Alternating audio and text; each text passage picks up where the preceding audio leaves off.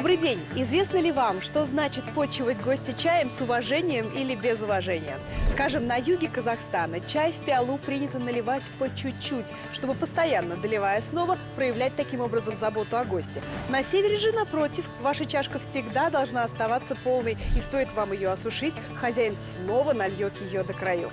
Немало традиций хранят народы, живущие в Казахстане, ведь в одной только южной столице представлено более 125 национальностей и народностей. Вместе мы окунемся в яркие праздники, отведаем интересную национальную кухню и познакомимся с необычными обрядами. Это «Щедрый край».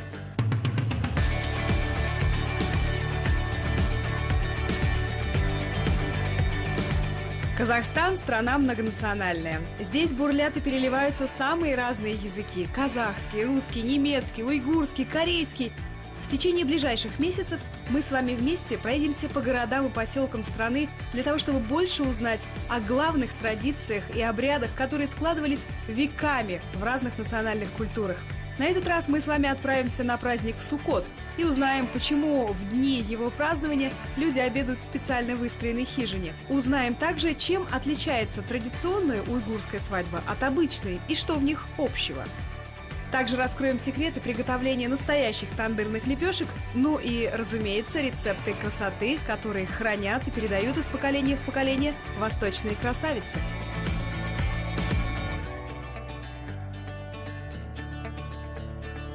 Существует среди уйгурских традиций интересный обряд. Новорожденным девочкам с 7-го дня жизни мама рисует эффектную монобровь свежим соком усьмы. Считается, что чем ближе в итоге будут срастаться брови девушки, тем ближе ее будущий супруг. А ведь для восточной женщины замужество фактически долго было самой главной целью в жизни. Неудивительно, что именно перед свадьбой секреты красоты, сохраненные до наших дней, оживают. Бұлбұл болып сайраймын, аңлысын деп ярымне, аңлысын деп ярымне, çalayman şuna atap, dutarimni tarimni. Один из самых красивых и интересных обрядов среди уйгурских процедур подготовки к свадьбе – это покраска бровей усьмой. У многих из собравшихся дам я вижу регулярность этой процедуры, но то, что все, как всегда, у уйгур начинается с песни, это настраивает на нужный лад моментально. Да. Песня... Ну, вообще-то, это не только к свадьбе подготовка. Мы обычно можем и каждый день красить брови для того, чтобы было красиво, с одной стороны, а с другой стороны, это очень полезная вещь. Понимаете, не только брови красить, но и глаза можно подкрашивать. А брови, чтобы постоянно, чтобы росли. Глаза, когда подводишь, тоже, чтобы катаракта не было. Чтобы глазное давление, чтобы не было. И для этого вот ставим это, мажем усьму. Это листики, вот это усьма и есть, да? Да, это усьма. Видите, уже, вот, смотрите, уже посинело, да.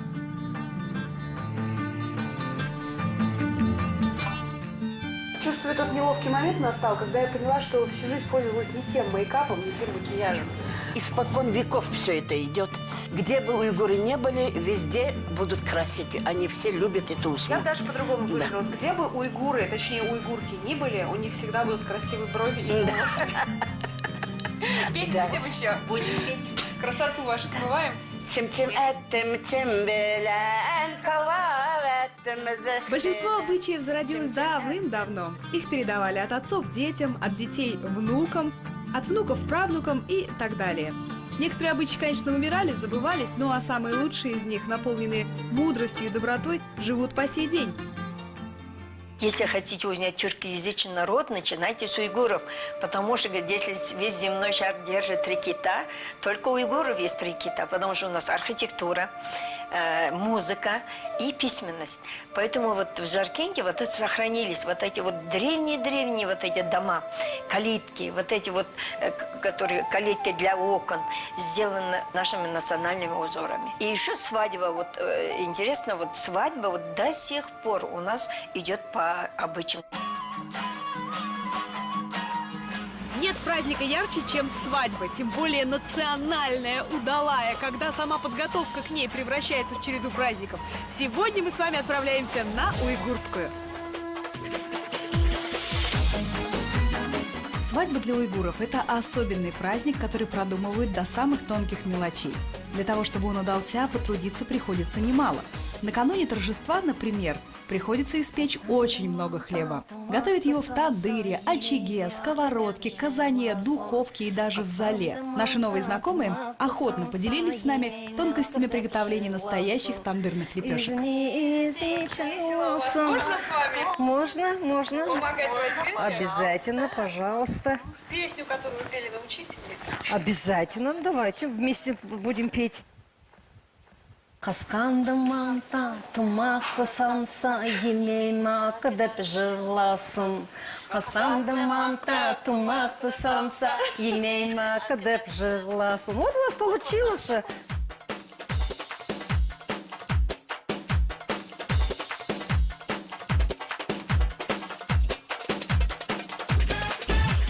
У нас у каждого хлеба есть название.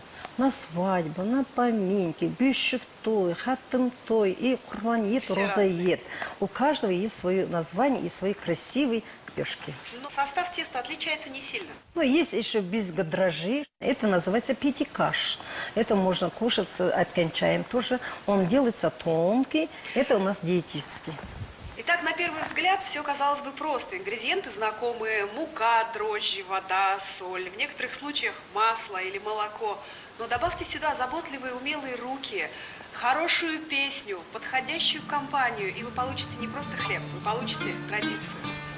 Ассаламу алейкум, hürmetli кызлар. Шылдағы илгер тойыңлары мүгәрәк болсын. У нас сегодня гости. Очень приятно. Надырыңлар тая болды, тонулар қыз кетті. Красивая лепешка сделала. Это у нас семейный хлеб. Аля, пойдемте, мы покажем вам. Тандырные лепешки готовили, пожалуй, и 100, и 200, а может быть и 1000 лет назад. И технология выпечки этого хлеба со времен возникновения тандыра практически не менялась. Здесь есть свои непреложные правила, которые знают, пожалуй, только жители и выходцы из восточных стран. Тандыр у нас Уже горячий. горячий, выше 300 градусов должна А быть. дрова? Дрова у нас, чтобы хлеб был вкусный, на радость гостям, он печется из саксаула. А вода для чего? Вода у нас накладывается с задней стороны хлеба, чтобы у нас в тандыре прилепилась к стенке и держалась. Как объяснила нам Рушангуль, конструкция тандырной печки устроена особым образом, и температура в печи распределяется всегда равномерно. Это позволяет, с одной стороны, ускорить процесс приготовления хлеба, с другой стороны, не пересушить его и сохранить вкусовые качества. Разновидностей праздничного хлеба у уйгуров существует великое множество. Самая большая лепешка – это семейная. На ней сверху… Это питер-тугаш, который готовится традиционно у нас на свадьбы. Дальше крестьянский хлеб, пышный, питательный, сытный. Он готовится на курдючном сале. Называется Маленькие помнан. лепешки. Помнан. Помнан. Без самсы, конечно же, стол не обходится так же. Но еще одна особенная вещь, которую готовят на свадьбы, это тыква, печеная в золе. Турпанкова называется. Его пекут в самый последний раз только в зале. Праздничная печеная в золе тыква – это особенное кушанье. По традиции, хотя бы маленький кусочек ее должен попробовать каждый гость. Уйгурская свадьба – это показательный пример роскошной сокровищницы преданий и традиций. Своего рода это спектакль, где все роли расписаны и исполняются весьма исправно. Например, тот факт, что подготовленные невесты и родители в первый раз прогоняют с порога сватов, носит формальный характер. В очередной раз сваты предпринимают попытку, и уж после долгих уговоров, а иногда и в следующее посещение, все приходят к согласию. Гуляет свадьба 3 дня. За день до свадьбы в дом невесты семья жениха привозит продукты для проведения праздника Малгуруч. Далее начинается подготовка к самому торжеству. Отец жениха дает напутствие сыну, и тот направляется к другу на так называемый мальчишник.